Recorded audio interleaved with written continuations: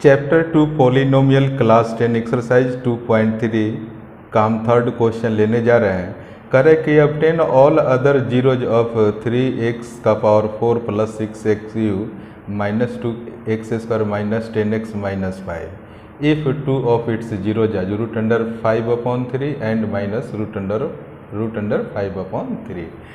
इस पॉलिनोमियल के दो जीरोज बेटा दिए हुए हैं। अब कह रहा है कि इसके और जितने भी जीरोज हो सकते हैं उसको फाइंड करना है।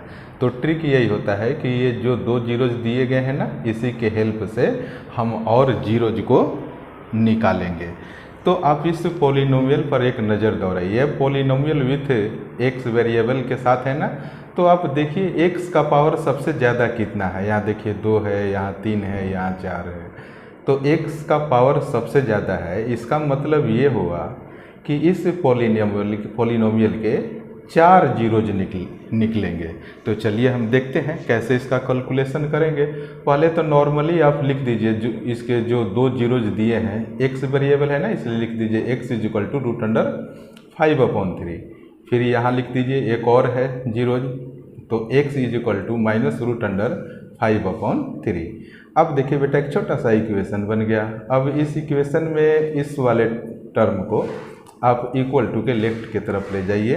तो ये प्लस में है तो इधर आएगा तो माइनस में हो जाएगा 5/3, और इक्वल के राइट में 0 बच जाएगा। तो इस पर आप लोग ज़रा ध्यान देंगे। फिर इसको देखिए सेकंड जीरोज को, इसको भी बेटा हम क्या करेंगे, रूट अंडर 5/3 को इक्वल टू के लेफ्ट की तरफ ले जाएंगे।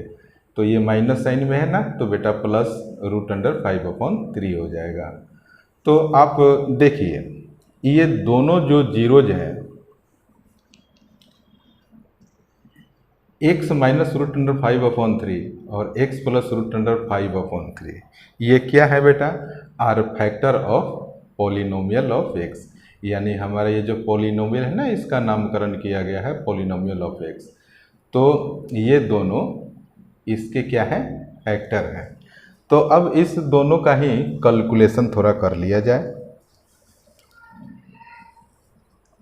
आप देख रहे हैं कि बेटा दोनों चीज़ बिल्कुल सेम है, केवल एक माइनस और प्लस का डिफरेंट है। तो आप मल्टीप्लाई जब करेंगे x में x से, तो x² हो गया, माइनस प्लस ये वाला प्लस माइनस हो गया, और ये दोनों दो है ना, तो जब मल्टीप्लाई करेंगे तो क्या हो जाएगा, रूट अंडर 5/3 का द होल स्क्वायर हो जाएगा। तो यहाँ पर फिर आप क्या करेंगे, x² को हमने x² लिख दिया, माइनस को माइनस लिख दिया, ये रूट और ये स्क्वायर बेटा आपस में कैंसिल हो जाएगा। तो अगर आप जानना चाहेंगे कि कैसे कैंसिल हुआ तो वो भी मैं देख लूँ। 5/3 ये रूट है ना बेटा, इस रूट के लिए हम क्या करेंगे, 1/2 लिख देंगे। पहले से ये 2 है, मल्टीप्लाई में 2, तो ये वाला 2 कट गया तो 5/3 बचा। ये तो आप लोग जानते ही होंगे। तो ये 5/3 हो गया। अब इसमें हम बेटा थोड़ा सा और इसको, क्योंकि हमें ये जो हमारा कैलकुलेशन निकल कर आया, इससे हम इस पॉलिनोमियल में डिवाइड करेंगे। तो थोड़ा सा कम्प्लेक्सिटी नज़र आ रही है, इसको थोड़ा सा सिंपल कर दीजिए।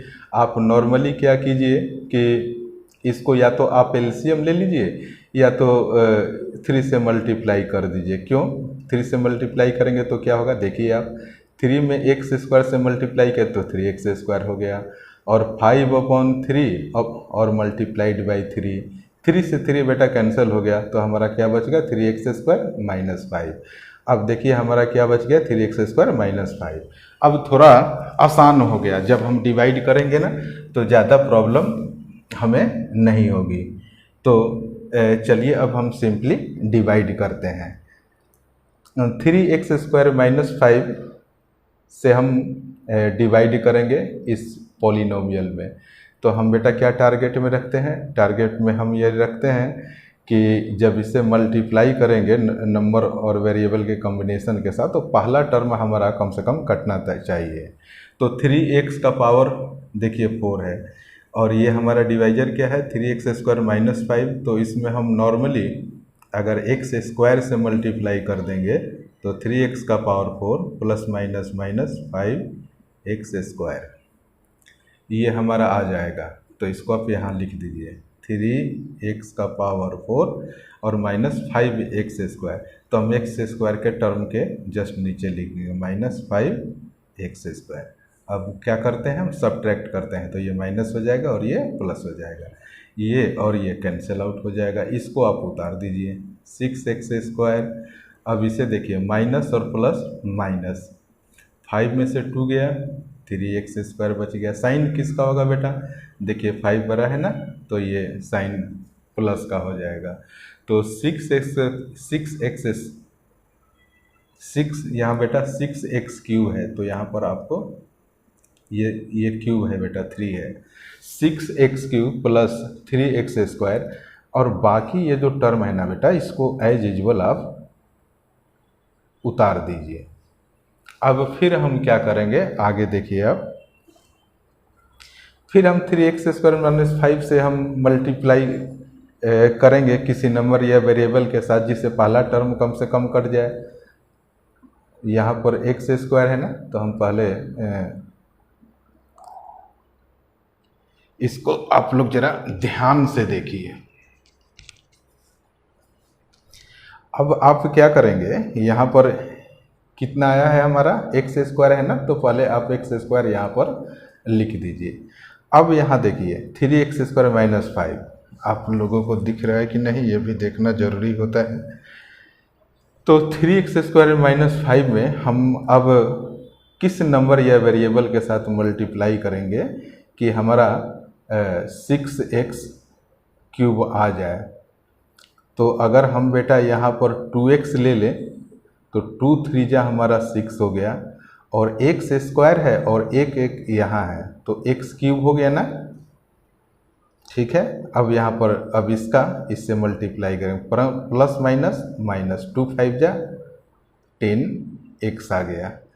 तो अब आप इसको लिख दीजिए 6x³ और माइनस 10x के नीचे यहाँ भी x वेरिएबल के साथ है, हमारा भी x वेरिएबल वाला सेम है, तो इसके नीचे हम लिखेंगे। ध्यान रखेंगे कि पावर जिसका सेम होता है ना, उसके नीचे हम लिखते हैं। अब यहाँ हम क्या करेंगे, सब्ट्रैक्ट करेंगे। ये प्लस है तो बेटा ये माइनस हो गया, ये माइनस है तो यहाँ पर प्लस हो गया, ये कैंसिल आउट हो गया। तो क्या बचा हमारा, यहाँ पर आप देखिए 3x², और यहाँ देखिए ये साइन बेटा अपडेट हो चुका है, इस साइन को हम लेते हैं माइनस, और ये वाला प्लस 10x है, तो बेटा ये भी कैंसिल हो गया ना। तो यहाँ पर क्या बच गया, -5। अब देखिए 3x², तो आप पहले 2x ये वाला है ना बेटा, तो यहाँ पर तो पहले आप 2x लिख दीजिए। फिर अब देखिए यहाँ पर बेटा 3x² - 5 है, इसमें अगर हम 1 से मल्टीप्लाई करेंगे, क्योंकि सेम यही टर्म यहाँ पर है, तो हम सिंपली 1 से मल्टीप्लाई कर देंगे। तो क्या जाए, ज्यों का त्यों उतार देंगे। 3x² - 5, यहाँ पर आपको लिखना होगा +1, और यहाँ पर लिख दीजिए आप 3x² - 5। बेटा सब्ट्रैक्ट करने पर नीचे वाला का साइन चेंज हो जाएगा, ये वाला इससे कैंसिल हो जाएगा, -5 + 5 से कैंसिल हो जाएगा, तो रिमाइंडर हमारा 0 आ जाएगा। तो बेटा आप सिंपल डिवीजन एल्गोरिदम आप लोग जानते हैं। एक छोटा सा चीज़ देख लेते हैं हम लोग, कि अगर मान लीजिए कि 2 से डिवाइड करना है किसको, 9 से, तो डिवीजन एल्गोरिदम क्या कहता है, 2 4 जा 8, 9 में से 8 गया 1, तो इसको क्या हम लिखते हैं, 9 = यानी कि ये डिविडेंड = क्या होता है, इस 2 को इस 4 से मल्टीप्लाई करते हैं, और जो रिमाइंडर आता है उसको प्लस कर लेते हैं। ये तो आप लोग जानते ही होंगे, वही काम हम आगे करेंगे, तो आप ज़रा ध्यान से देखिए। बेटा हमारा जो डिविडेंड ये था, यानी कि पॉलिनोमियल ये था, = क्या हो गया, तो ये बेटा डिवाइजर है, और मल्टीप्लाइड बाई क्या है, ये कोसेंट है। तो डिवीजन एल्गोरिदम में से जो हमने एक छोटा सा एग्जाम्पल लेकर आप लोगों को बताया था, उसके अकॉर्डिंग हमने इसको लिख दिया। अब सिंपली बेटा हम क्या करेंगे, इसका पूरे का कैलकुलेशन नहीं करना है, ये दोनों तो एक तरीके से फैक्टर हो गए ना इसके। तो हम क्या करेंगे कि देख रहे हैं कि यहाँ पर x square plus 2x plus 1 है, तो हम इससे कैलकुलेट करके दो जीरोज निकाल सकते हैं, क्योंकि ये क्वाड्रेटिक इक्वेशन टाइप का हो गया है।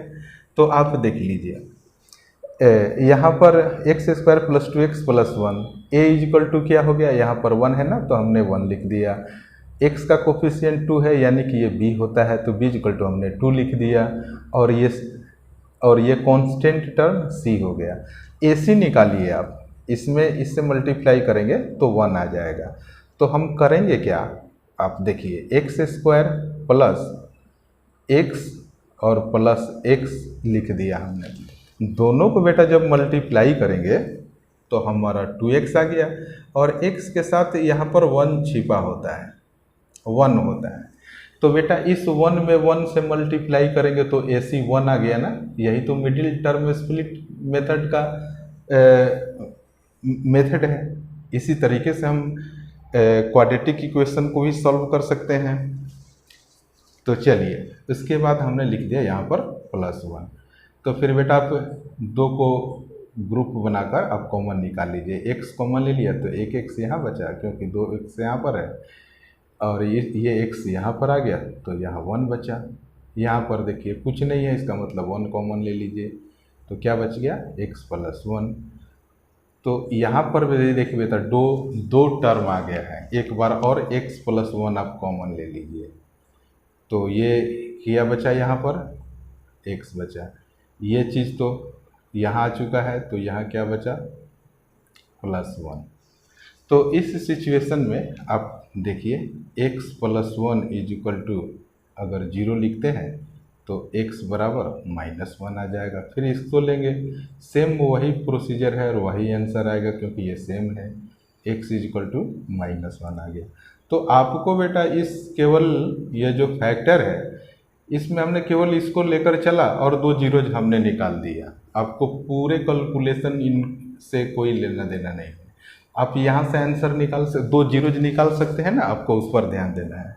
तो इस तरीके से टोटल जीरोज कौन कौन से हो गए, 5/3 ये रूट में है, एक तो बेटा ये हो गया, दूसरा 5/3 ये भी रूट में है माइनस साइन के साथ, और नेक्स्ट क्या हो गया, -1 और ये -1। तो टोटल बेटा 4 जीरोज निकल कर आ गए ना। ये बड़ा ही सिंपल है, केवल आपको प्रैक्टिस करना है। और इस तरह के क्वेश्चन बेटा बहुत ही इम्पोर्टेंट होते हैं, तो इसका आप लोग प्रैक्टिस कर लेंगे, क्योंकि हमेशा पेपर में क्वेश्चन में बोर्ड पेपर में आते रहता है। तो इसको आप लोग बढ़िया से देखेंगे। Thank you so much for watching this video.